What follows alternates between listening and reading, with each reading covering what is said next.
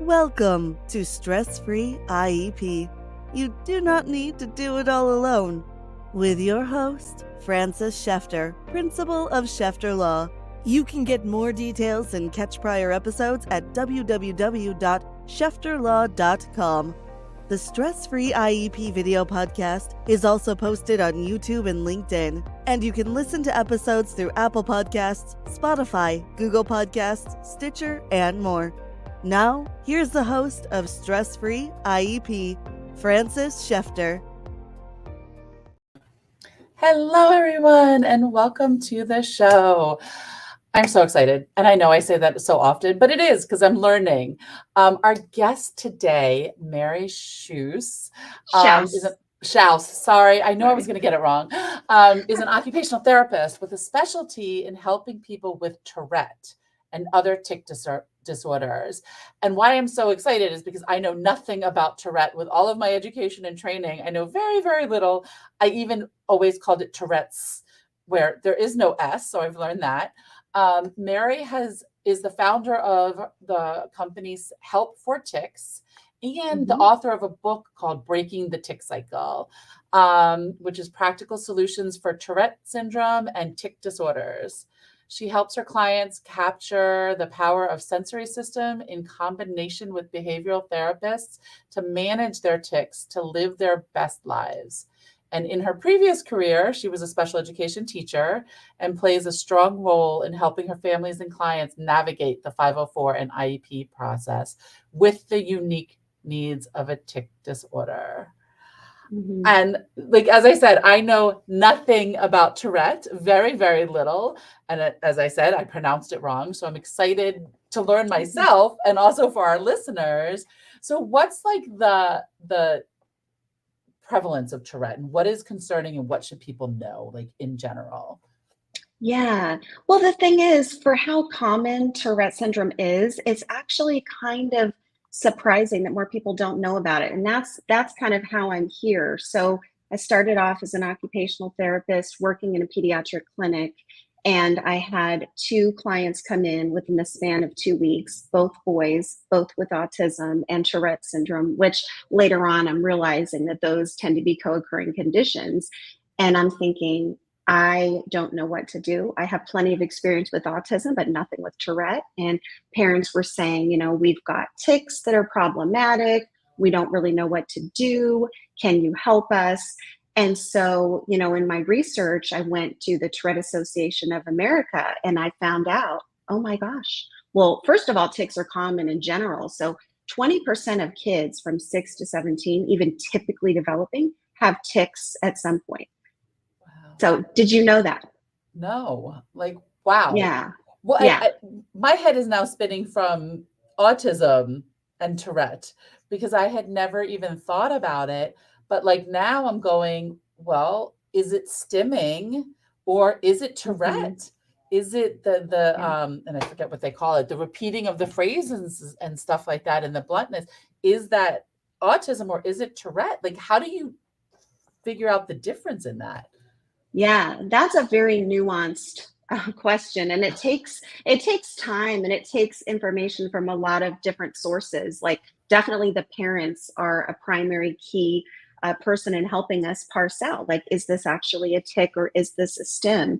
But kind of getting back to like how many kids have this. So, you know, up to 20% may have tics. Those are usually transient. So it really is just a hallmark of like a developing brain. Most of those kids, the tics will kind of naturally just kind of fade into the background and they're not significant. But 1 in 162 kids actually has Tourette syndrome. And that it's hard to diagnose and it's missed. So there's actually more than that. That's a lot. Yeah. That's a lot. I mean, like, wow. I didn't realize, like, I figured Tourette, you don't hear about it often. It's not that common, but 1 in 62. That's amazing. So what I guess, what are the signs to look for that you're like, wait a minute, maybe I need to see if this is a tic, and who should parents go to? Yeah, absolutely. You know, so here's one of the challenges and why kids' diagnoses sometimes go missed is that tics can look just like behaviors that we do every day. So it may be sniffing, it may be a clearing of the throat, it may be coughing, all the way up to, like you said, some of those coprolalia tics, those, unexpected words and phrases, to motor movement. Some of them can be mild. So usually parents will start noticing that their child is doing something repetitively. And oftentimes initially they don't, it's not really on their wavelength, but over time they start to think, I'm noticing you're doing this a lot. What's going on here? And usually the first stop would be the pediatrician asking questions. I've been noticing that Johnny is moving his neck a lot. He doesn't really know why he's doing it, kind of what's going on. And sometimes they may think, does he have, a sore neck, or does he have a cold? We have the sniffle that won't go away. And then oftentimes it's a wait and see approach. Well, let's wait, because it could be nothing. And then usually after an extended period of time, when that vocalization or that motor movement is still there, then it's like, oh, we're pretty sure that's a tic. And then at that point, you may get referred to a neurologist or movement disorder specialist, where they can really determine, yes, this is a tic, and your child has a tic disorder, whether it's chronic, transient, or actually Tourette syndrome. So how does that fit about, neurodiversity is like the big topic right now. Like, how does Tourette fit into neurodiversity? Yeah, so that is definitely one of those hot button topics right now. People are really starting to understand that there's a whole spectrum of brains. And unfortunately, what most people know is the tip of the iceberg for Tourette. They know, oh yeah, I know what that is. It's when you have tics. But when you peel back the layer, it's a neurodevelopmental condition. And so it actually impacts more areas of the brain than just the motor pathways. So oftentimes, like my clients, usually very, very commonly, they'll have sensory challenges. They'll have challenges with executive dysfunction. They may have language and social challenges. Rage and inhibition is really common. So their brains are actually kind of working differently. And if we're only thinking Tourette is just this little piece, we're missing like 90% of the challenges, the concerns, the things that we should be addressing. Wow. Yeah. I mean, I'm thinking back and I'm like, what I knew about Tourette, or thought I knew about Tourette, was people like blurted out, couldn't control and blurted out words and stuff like that. And I remember as teenagers being really wrong and like pretending it was Tourette to call people names and stuff like that, but like, it sounds like there's so much more to it that people don't realize. And that's so important.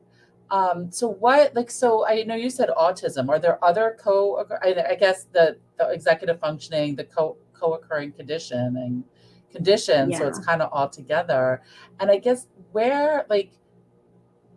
why is it important to know that Tourette coexists with all of these other potential diagnoses? Yeah, so having those co-occurring conditions is really common. And honestly, it's usually more the rule than the exception. And that just tells us how different the brains are of people that have, Tourette. But there's a kind of group of conditions that can be nicknamed the Tourette triad. So you often will see Tourette syndrome with ADHD, with OCD. And I mean, the number of clients that I've had that have had all three, it's high. It's like 80% of them. And so then it just becomes the chicken or the egg. Well, which one is actually problematic? Because sometimes it's not the Tourette. Sometimes it's the ADHD that's actually the bigger problem. Right. And one of my things now is like on IEPs with the disability code, like it doesn't matter it doesn't matter what that code is. What matters is that the needs are being met. And if the code's SLD or Tourette or ADHD, whatever it is fine as long as everything is addressed on the IEP. So like going into like the schools and stuff, what is it that teachers and school staff need to know? Yeah. So first of all, like I said, I was a special education teacher, and we learn a lot about tons of different conditions. We kind of pride ourselves when we go into the school setting. Oh, disabilities, I've got this. I've seen them all. Yep. I know them all. And then as an OT too, I mean, I did multiple field works in, different settings, hospital, clinic, school. And so you think you know everything. And then you realize, oh, wait a minute, this kid has Tourette. I need to kind of get some more information. And one of the things that's unique about having a tic disorder is tics can wax and wane. So, at the beginning of the year, the tics may be extremely high. That's really common going back to school, all the emotions. And then a few months later, they're like totally in a waning period. And then the teacher completely forgets. Oh, I forgot you had tics. I completely forgot. So, and then we have these behaviors that go along with it. And so sometimes what can happen is we're inadvertently thinking, oh, well, his impulsivity, it's just because he's not listening, or his need for movement, he doesn't, it's just because, he needs to sit in his seat and we need to redirect him to get back to his chair. Well, actually, that's part of his, disability with Tourette. And we need to be thinking about that, mindful of that's not deliberate. It's so interesting that you say that, because I'm thinking about the wax and the wane of a lot of behaviors and stuff. And then I know from my teaching days also is like, well, if it's not always, then it's a controlled behavior and they can control it. Oh yeah. Right. Mm-hmm. I'm sure you've heard that all the time. Well, but last month they didn't do it at all. So then obviously they can control it. It's like, yes. Well, and so many times, I go into meetings and, the parent or the teacher will say, I've never seen him tic. What are you talking about? He never tics at school. Well, you've heard of the concept of masking, I'm sure, with regards to things like autism and even ADHD. Well, people that have Tourette can sometimes do what is called suppressing their tics. And it's a brief amount of time, but I've definitely worked with so many kids and teens where they will be able to hold back some of those tics, maybe not all of them. And that takes 90% of their bandwidth. So through the day, they're sitting there suppressing, because what are we saying as teachers? I want eyes on the board. So if I have a motor tic involving my eyes, I better be looking up here. I want hands in my lap. So that means that if I have to move my hands for a tic, I better keep them still. And I want feet still. So that's what we're conditioning our kids from kindergarten. And so then they're doing that all day long. Well, they come home and tics are everywhere, behaviors. That's so important. That's an argument I use all of the time with ADHD and autism, when the school love to say, well, that's a home problem. We don't see any of the behaviors. And I always say, like, well, please, they're masking all day. And then I say, think about you as an adult, as a parent, as a teacher, in an adult world, and you have one of those days at work and you're keeping it together because you can't do anything other than keep it together. What do you do as an adult when you go home?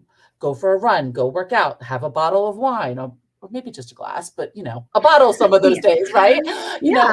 Like you have those outlets. Well, our kids don't have that. And so that's what's happening. They're masking and holding it together all day. And when they get home to their safe space, it all explodes. And it's probably 10 times worse because it's been bottled up for so long. Yeah. So how do you get qualifying for an IEP? I'm trying to think, the 504 is probably relatively easy, although I don't know, because how do you prove that there's an educational impact? Right. Absolutely. Well, first of all, before we even kind of get there, we're kind of enculturated, like when your child has a diagnosis, we often have parent support groups and we can go to Facebook and people will say, well, my kid has an IEP or 504, does your kid? And so they kind of have even heard the terms. But usually when I work with the family, one of the questions I'll ask is, does your child have an IEP or a 504? And they'll look at me and say, what is that? I've never even heard that. Right. So they don't even know that there could be help. So first of all, they need to be educated on, this may not apply to your child if they're really doing well. And not every kid needs one, as we know. Doesn't matter your diagnosis. Your diagnosis isn't going to dictate if you need that. But there are plenty of times when their child is struggling and no one is suggesting that because they're in the general education classroom. The teacher will say, well, it's just behaviors. We're just going to keep him in from recess or give him a consequence and he'll be fine, Right. Yeah. So they have to be educated on that process. And then, yes, I would say it is really hard, especially with the symptoms waxing and waning. to kind of get the ball rolling and have people understand that this is a disorder that may need some help. And then, like you said, we have to show that there is a need. Is there an educational need or not? Right. And that's always the challenge with every disability, is that, how is it impacting educationally? And what I use often for masking, what I say is, well, if they're holding it together and masking, they are not available for learning, because their brain is 100% controlling the tics, controlling the hands, controlling the eyes. They're not paying attention to what's going on other than that, because they're focused on this.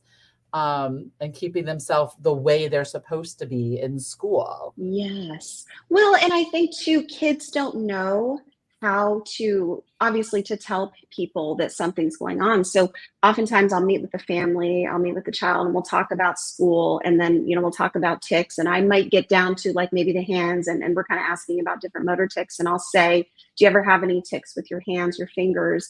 And sometimes kids will say, well, oh yeah, when I hold my pencil, I get this tic where I have to straighten my fingers. And so I'm constantly putting my pencil down, picking it up, putting my pencil down. So it takes me so much longer to write, and I get really stressed out. And 99.9% of the time, the parent will say, what? I didn't even know that was a problem for you.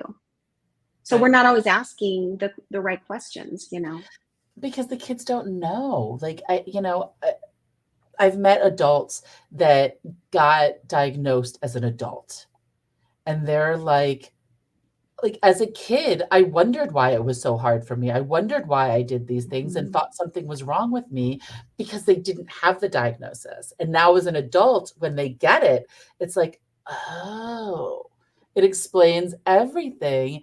And so it's so important for us as parents to trust your gut, is something I say all of the time. Yes. If you think something's just not 100% right, ask, tell, go to somebody. And then, I guess I'm trying to think about for the kids to say it, because that's another thing, is that if the daughter was having that issue with the pencil, but she never told her parents and she never told the teacher, nobody knew about it, that's hard. But how do you open up that communication, I guess, to Right. get your child to talk about what's going on? Yeah, absolutely. Well, I think normally I don't think that conversation is opened unless there does become a problem. And usually I think, like we know, it's the downstream. We're noticing that they're not turning in homework. We're noticing that homework's taking, hours and hours, and it shouldn't be. Then we start looking back and saying, okay, well, what could be the problem here? And so, yeah, then we start realizing, okay, maybe there's questions we need to ask. And, parents need coaching. They need support to know what to ask. And that's, I think, what's really lacking with a lot of our communities. Yeah, no, definitely. And it's, I look back at my era when I grew up, and my husband especially, says all the time, when we grew up, you did what mom and dad said because mom and dad said it. And if you didn't do your homework, you got in trouble, and it wasn't that we didn't know about the disabilities as much, and didn't know that that's what it is. And it was always treated as behavioral. And you look back and you're punishing a child for something a child can't control. And so what environment are you setting up for this child in a learning environment, right? Absolutely. Yeah, it's just so for kids and parents, for anybody out there that has already they know they have Tourette and it's definite, and what is it that they can do, even if they don't need the IEP or the 504, but they do need to know, they need the adults to know what, how do they advocate for themselves? What are some pointers for that? Yeah. I think first, checking in with and getting a community.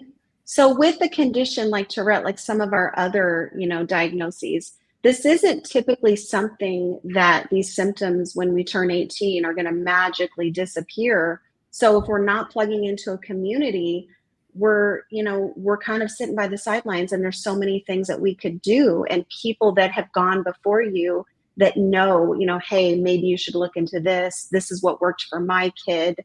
And just knowing that you're not alone, that's critical, because, and especially with a condition like this where half of these people aren't diagnosed, or people don't talk about it, they're like, nope, nobody understands what my kid's going through, and that's not true.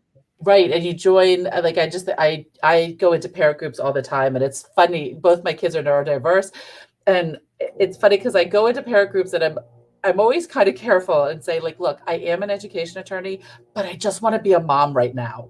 Like, I'm happy to share information. I'm happy to talk about my experiences and clients' experiences, obviously with confidentiality, but you just want to be a mom. And I just finding that group that have the similar characteristics, the diagnosis, has been game changing even for me, because like I see what's happening with my child now. I see what could happen with my child in the future, and having that, like, not that it would have changed anything, but saying, like, what would you have done differently? Like, looking back now, or even talking to adults that have the same disorder, like when you were a kid, what would have helped you? And that's Right. so, like, not reinventing the world, the wheel again, like finding that group. Yeah, absolutely. So I think getting that tribe, which does take, like, you have to look for it. It's unfortunate, but as we all know, like, these conditions don't come with a handbook, and here you go, and here's where you go for this. So I think looking, is there a Tourette Association chapter in your area? And then if not, are there other groups that you can find just to kind of get plugged in? And, a common question, even if the tics aren't impacting them negatively, academically or socially, kids are still going to ask once they get to be a certain age, like, dude, why do you keep rolling your eyes like that? Or dude, why are you smacking your lips like that all the time? Or do you need a Kleenex because you're sniffling all the time? And so knowing, what do I say? Because that's hard for kids. They don't really know, well, how do I answer that? And that's something that we can teach them, but they learn from other kids. Well, when this happened to me at school, this is what I did, Yeah, that's important also for the, you didn't think about that. Like, for the kids to find their tribe. I talk about that with school settings of, like, every child's different. Some will do well in self-contained, some do well in gen ed, some need non-public, some need just private, and everything's different. But I didn't even think about, like, kids finding their tribe in the outside. Because, like, in school, it makes a huge difference once you're with your, you find that tribe and can make that academic difference. But I didn't even think about the social outside of, like, and I have a lot of parent groups, like, I'm thinking about it, they're always trying to get those social gatherings together of, like, hey, all our kids have the same diagnosis, let's try to get together. So the kids can play with their tribe and we can talk with our tribe, and it's a play date for the whole family, right? Oh yeah. Well, and when you know that somebody your own age with your same condition has successfully advocated, or they're modeling that for you, that's your mind then is open, and you're like, wow, well, they talk to their friends about it, I think I can too, or maybe I should too. Because there's been these instances when I felt really uncomfortable, but it seems like that might make it better, just being open and just matter of fact, Right. Like, it says it's this is what it is. And I hate, like, everybody saying neurodiversity. I love what you said at the beginning, is that everybody's brain works differently. And that's what I said to both of my kids when they were getting evaluated. I was like, we're just trying to figure out how your brain works and how we can support you. And, like, the whole thing with special ed and all that other stuff, and I'm like, it has such that negative connotation. From back in the day of, like, I'm not stupid, I don't need an IEP, way back. And there's a lot of cultures, a lot of groups and stuff that still have that attitude, because that's what they've always learned, where it's not, like, you're not stupid. It's just your brain works differently, and it needs to learn differently, and it needs supports differently. Right. And I'm just thinking, like, with Tourette, like, I didn't even think about all the other things that is actually Tourette that come with it, that Yeah, people don't well, think about. absolutely, Frances. And we talk about, give all this, credence to, especially right now, strengths-based approaches. And I almost feel like in some cases it's kind of like the medical research. We know all of these really cool, like new best practices and new things that we should be doing. But how long does it take for it actually to filter down to where your local doctor is like, oh, this is coming out of the research, we should be doing this? So many times we read about strength-based approaches, we know they're great, we want to do it, but are they actually doing that at your school in your kid's IEP meeting? Is it coming into play? And are you fighting it on your own because nobody else has it? That's a new thing. Right. Like with autism, PDA has been the new thing, which is not, I don't want to say new thing, but it's just people have become aware of it more. And like, that's a thing, which is like probably with Tourette and Tics also, is people are now becoming aware of it more. What do we do? How do we get everybody to understand and get there? So like, I'm thinking like on the OT side, I guess, what do you do? How do you help kids or adults? I don't know if you work with both, but that have Tourette or Tic disorders.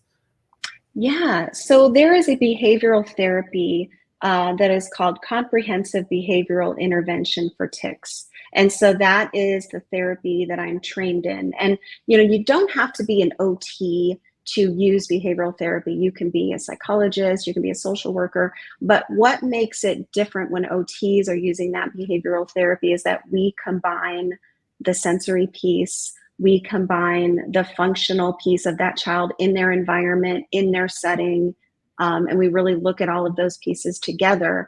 And so I'm not sure if you've heard of habit reversal therapy. You ever heard of that term? Yeah. So what we do in CBIT therapy is first we help the person identify their goals. So usually it's tic management. And so I will never work with a child who is really not interested, because for some kids, they're like, yeah, I've got tics, they're blinking tics, I really could care less. Right. And sometimes it's the parents that are more distressed, like, oh my gosh, but people are looking at him. What are we going to do? Right. So that's the first piece, is the parent education, and just saying, well, if it's not his concern, then it's kind of your problem a little bit. Like, he's fine. Right. And so we have to know, like, if he's okay with it, then you have to learn to be okay with it, because you can't make anybody go to therapy, and you shouldn't. That's not the right course of action. It's not going to work. Right. And I love that you say that. It's like, is it a me problem or a you problem type situation? And as parents, I mean, I know we always want to do what's right for our kids, and we want them to be accepted by their peers, and we don't want them to be that weird kid or that's left out and stuff like that. But it's important to look at what our kids are and what our kids want, because again, like the new thing, and again, I hate saying the new thing, but like with kids on the spectrum, people are now like, why are we forcing kids on the spectrum to make eye contact if they're that uncomfortable? So why are we going to force the kids to mask their tics or control their tics if it doesn't bother them? Absolutely. Right? Yes. And kids are so much more resilient than we give them credit for. And if our goal is eventually to get to that child having autonomy, well, let's start right now. If they don't think it's a problem, and they're like, having tics is a part of me, then darn it, we're gonna, yeah, it is a part of you. Let's be supportive and let you tic freely. So I only work with kids and adults when they say, I have this tic and it's a neck tic and it hurts. And or my eyes are moving all around. I'm trying to read, I'm trying to play video games, and I lose my place, and then I get really mad. Or like you said, with some of the cuss words, some of that, coprolalia, it's embarrassing and I really don't want to do it. Interesting. So that's what you help them with that therapy, be able to, I mean, again, it's control it. But I guess, like, can you differentiate? And I don't know if you can or not. I hate putting you on this spot, but like how is it that you can control it, but people are saying, but it's not behavioral. Do you know what I'm saying? Right, exactly. So here's like the nuanced part of it.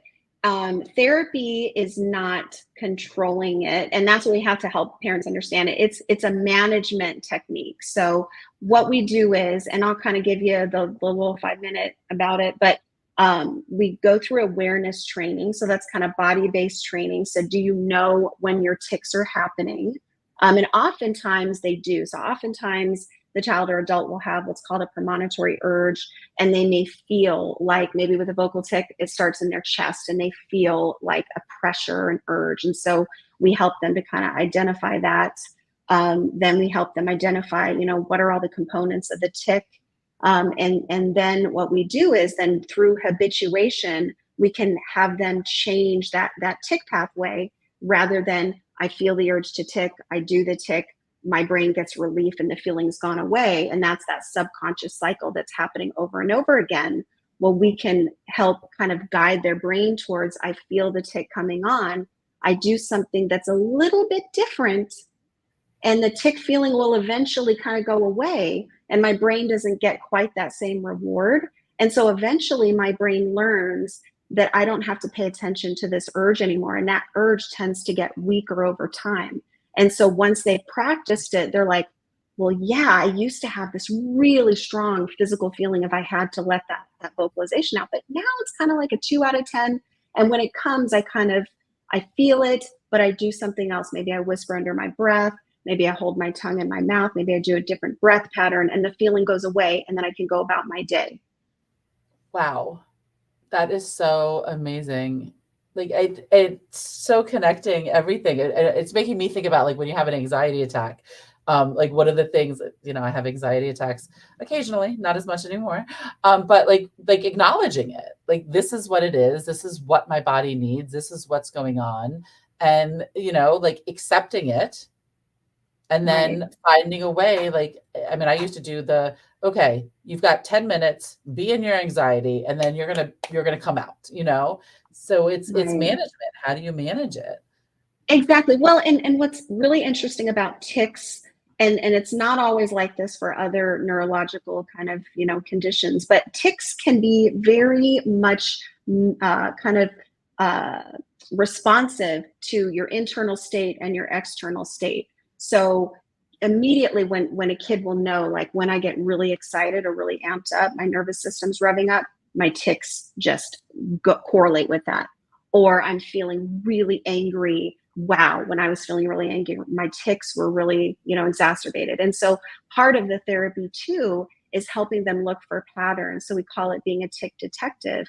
And usually when we really go through their day, there's these very clear-cut spikes, and they'll say, oh my gosh, yes. And I'll give you an example. So I had a teenager who said, I've got these vocal tics, and it seems like they're only in math class, but it's so embarrassing and I really just hate it. And so, we kind of went through, well, what's different about math? Do you like the teacher? Oh yeah. Okay, I like the teacher. How are you doing in math? Well, I'm doing great. I'm actually getting, a B+, and I like it. Well, then we were kind of digging in, well, where do you sit? Well, I sit in front, and the other classroom next to me doesn't have a math teacher. So what they're doing is they're streaming my teacher teaching it so that they can have math too. And she said, sometimes I know I'm in the video. And I said, oh, do any of your other classes have that? Well, no. And she said, sometimes I worry that people are going to see me ticking. And so when I'm worried about that, it makes it worse. And so we talked about it. Well, what do you think we should do? So I'm not interjecting my idea, even though I have a million of them, how we can solve this problem. And she says, well, maybe I could ask my teacher if I could sit in a different place, like off to the side. Well, that's a great idea. Let's talk about, how would you ask for, do you feel comfortable? We kind of role played it. Next week, she knew what she was going to say. And when I came back and met with her, she said, oh my gosh, that tic is almost completely gone. She said, I don't feel that urge when I walk into the classroom. And that's how malleable they can be. But she never made that connection to do that on her own without some help. Right. And I want to be clear, because a lot of what I'm hearing is kind of what a behavior intervention plan at school works, or how they do it and how they develop them. But this is like to manage tics. This is a very specific type of therapy, basically, right? That you're trained, like doing just a normal behavior plan or something is not going to help. Right. Well, I would say you have to think about what help is. Will it manage the tics to a really marked degree and teach the child the skills they need to manage new tics? No, because that's what we also do in CBIT. My goal is I want to work myself out of a job so that when you get another tic, you've been through the process, you can teach me what to do. Right. But there are things we can do behaviorally in the classroom to really support these kids. And we don't have to be a specialized therapist. We can just be observant and asking questions and offering suggestions and then trying them, doing those N of 1 experiments. Well, what would happen if, we sat you here? Let's try it. Well, what would happen if you got an extra 5 minutes to go across campus because, the crowd can be really hard for you and you got to leave 5 minutes early to make your way to your next class? And then at that point, we're letting the kid have some ownership in some of these solutions. And chances are, if we do that, they're really going to help. Right. Because it takes the anxiety and the stress out, which, as we know, as you said, increases the tics because that's normal. Because it's just your body releasing the energy and the way it knows how to. And I can imagine if you behavior intervention plan, get rid of a tic, something else is going to come out as a tic, right? Like it's not just often. Yeah. So right. This has been so amazing. I'm so wow. It's just, I have my master's in special ed, like you said about education. I've been in this industry for decades and decades in some capacity, and I did not know all of this. And I think this has been so amazing and informative. So quick question, where do you work? Based out of, are you just in one area? Are you nationwide? Yeah. So as an OT, I have to have a license to practice in different states. And so I was in Phoenix. I was seeing a lot of clients in the Phoenix area. I have since moved to Tulsa, literally last week, Oklahoma. But so I can see clients in Texas and Oklahoma, Arizona, Colorado. There's several states that I see clients in. And at this point, I'm seeing them via teletherapy model. So I see kids of all ages, adults of all ages. I've worked with people in their 60s and all the way down to 8 years old, sometimes 7. And so this therapy actually is really conducive to doing an online program. That's great. So for those that might not be in those states, how can they find somebody that does this therapy in their own area? Yeah, absolutely. So if you go to the website, the Tourette Association, so it's Tourette.org, and you go there and you search for Find a Provider, there will be a list of states that come up. And at that point, then you can search by specialty. So whether you're looking for therapy, whether you're looking for a neurologist that has experience with tic disorders, because it kind of is a more nuanced specialty, you can find just a lot of resources there. And that's always the first place I direct families to, whether or not they're going to work with me, because there is so much information and resources there. That is great. And we will definitely have the links to all of those down in the show notes. And how can people reach out to you if they have questions or if they want to engage with you for services? Yeah, so my website is helpfortics.com. And like you mentioned at the beginning, I have a book that came out in January, Breaking the Tic Cycle, Practical Solutions for Tourette and Tic Disorders. And the reason I wrote that book was every single time I met with a family, it was kind of like I had the same questions. And I thought, well, man, isn't there a book on Amazon that has all of these? And I'm just surprised that no one has, there's no good resources. And so after a million times, I said, why don't I just put it in a book and then I can give it to my clients? And so they can read the book. That's a really good place to start, that just explains the whole role of sensory, the role of arousal regulation in tics. It just gives them a place to start. But then again, they can go to my website, find all my resources there. This has been amazing. Thank you so much for sharing all your wealth of information with myself and all of our listeners. Thank you for being on the show. Absolutely. It's been an honor. You've been listening to Stress-Free IEP with your host, Frances Shefter. Remember, you do not need to do it all alone. You can reach Frances through ShefterLaw.com, where prior episodes are also posted. Thank you for your positive reviews, comments, and sharing the show with others through YouTube, LinkedIn, Apple Podcasts, Spotify, Google Podcasts, Stitcher, and more.